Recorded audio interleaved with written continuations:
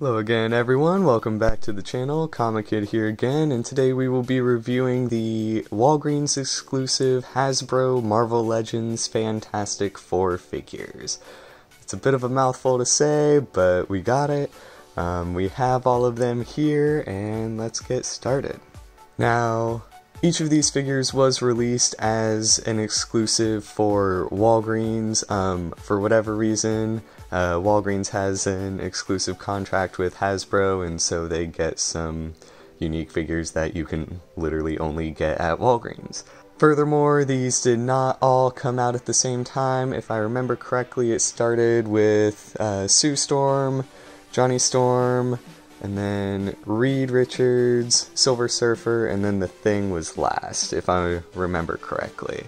It was incredibly frustrating to have to wait for all of them, especially the Thing since he took so long, but they did it. They got them all here. They're all ready. Now, for the purpose of this video, I was actually going to compare them to the movie versions of the figures that I have back when the first Fox Fantastic Four movie came out. Obviously, I have to compare the Silver Surfer with the Rise of the Silver Surfer figure, but we will get started. Alrighty, first up is the Sue Storm Invisible Woman action figure. As you can see, the movie version I have is also from the Silver Surfer movie series. Unfortunately, I was never able to track down the actual one for her when I was a kid.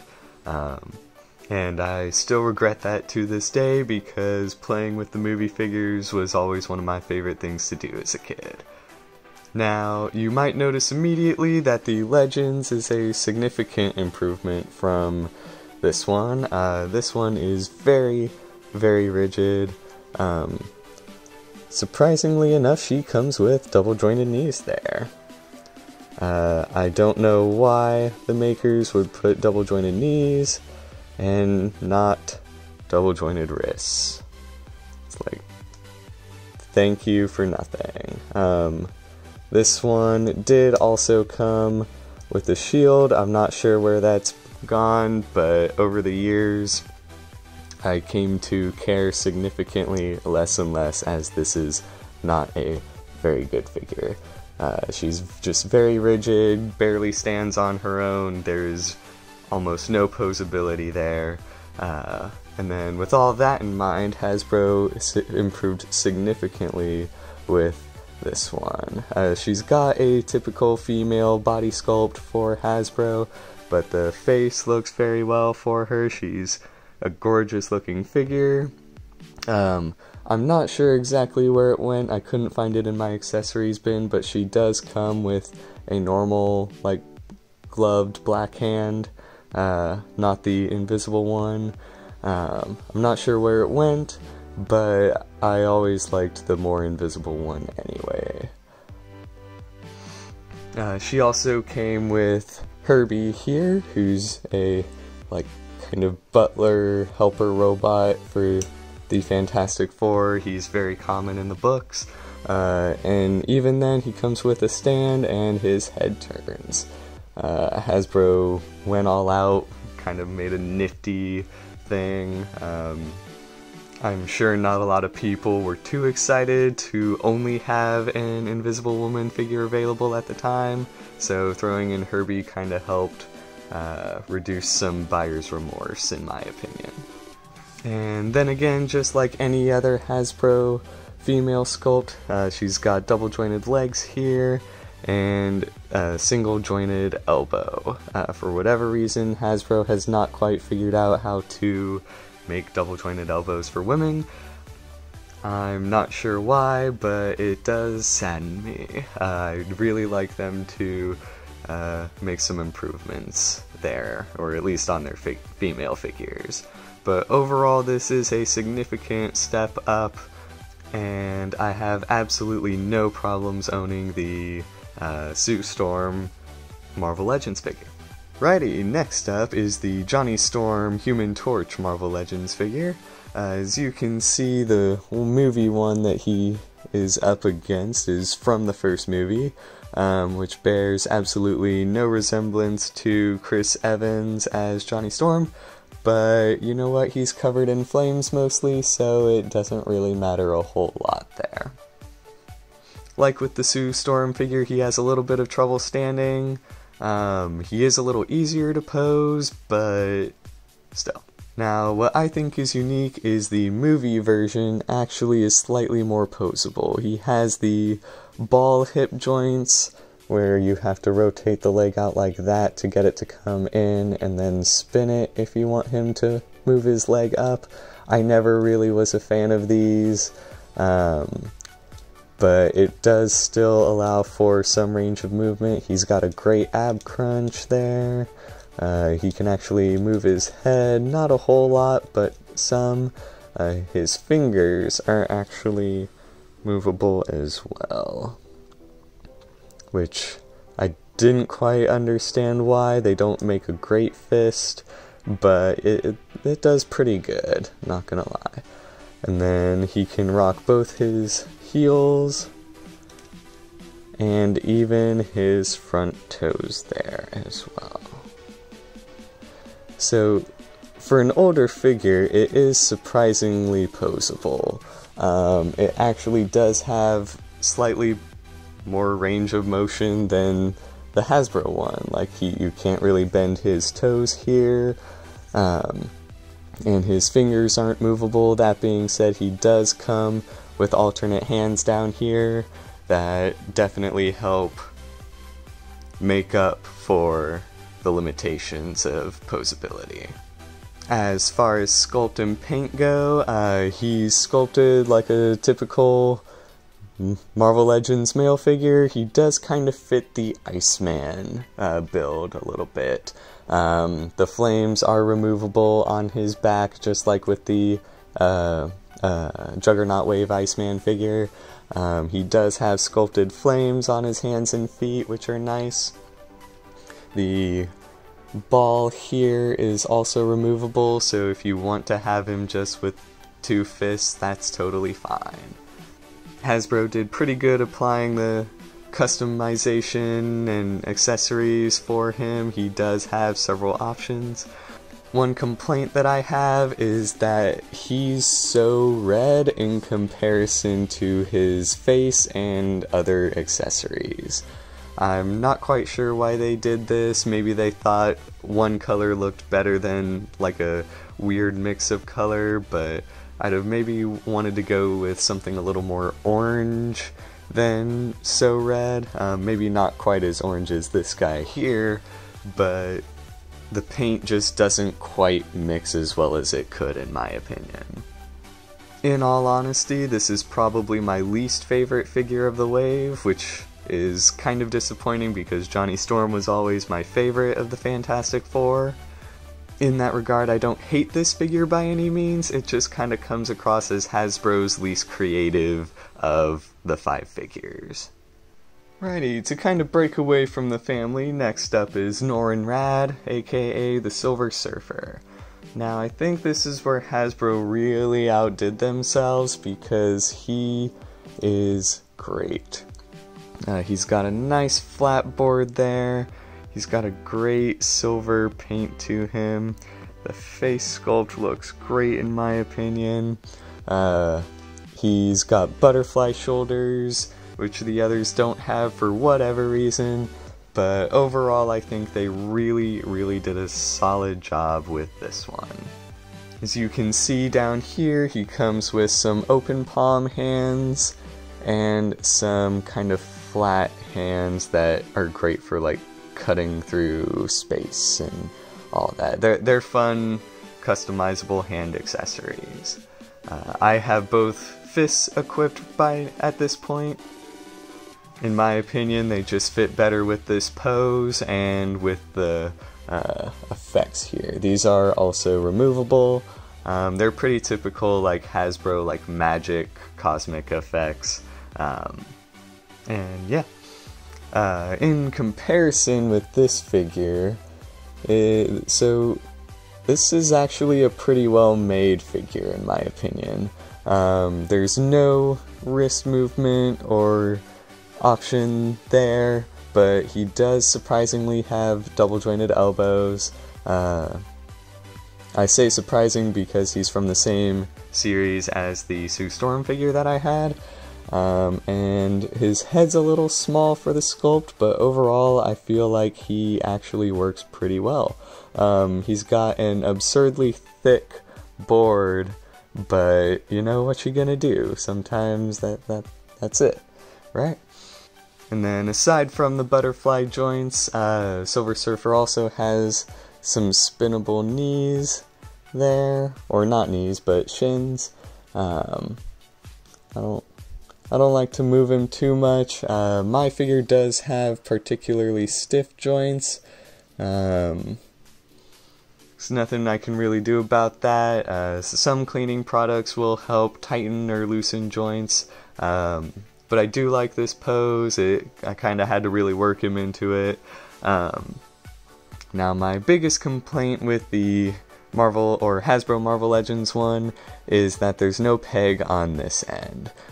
So no matter which leg you have in front, both of them come with the peg hole.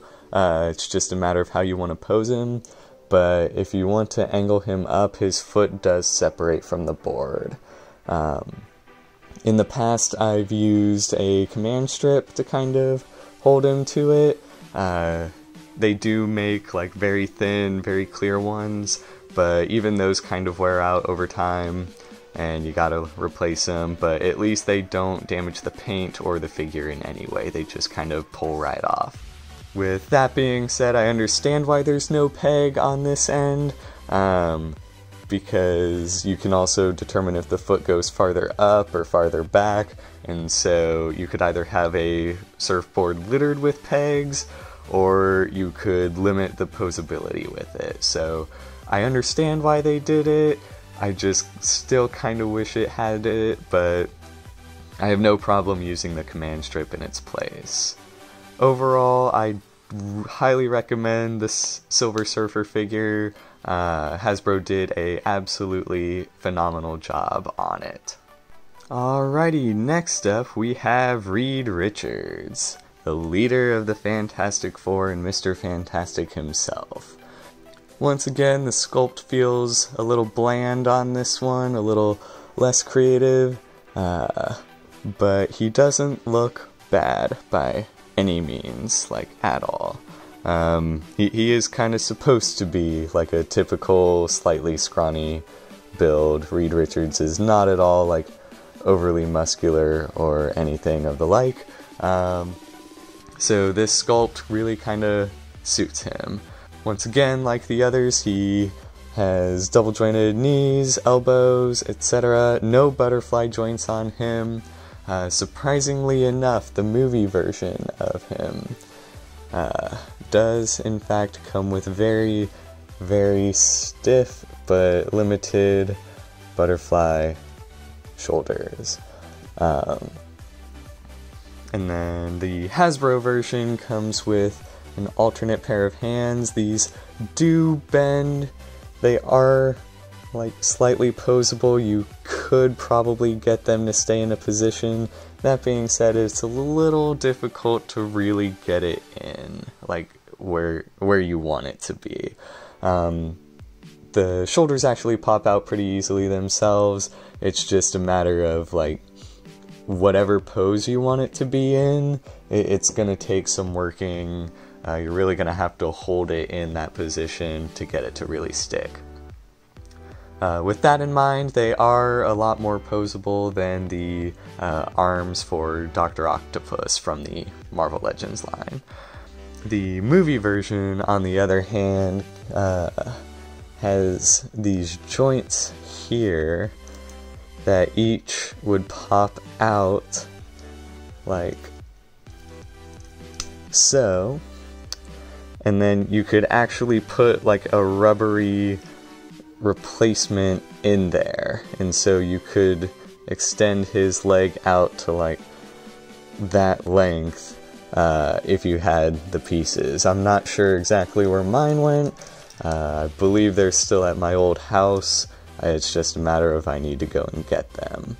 And then also, surprisingly about this figure, he bears a pretty good resemblance to the actor, whose name is escaping me at the moment, but I am very impressed with the movie version of Reed Richards. It's a great figure. If you can find him with all the accessories, I highly recommend it. Mine has this strange dot on his nose. I'm not sure if you can quite see that.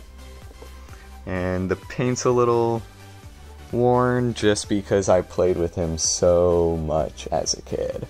I was constantly popping the joints off. Like, this was my Mr. Fantastic figure. That being said, the Hasbro one, while I wouldn't say offers much improvement per se, is a great comic book version of the character. I do not at all regret buying or owning this figure at all. He's very sleek, he's got a good sculpt design. Like I said, again, he just kind of feels a little less creative. And overall, I feel like he's a great figure. I just think they could have done a little bit more for him.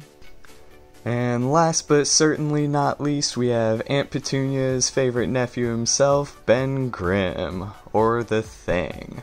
Now this is where Hasbro really outdid themselves. They have an absolutely incredible sculpt, incredible paint job. He's wearing the boy shorts.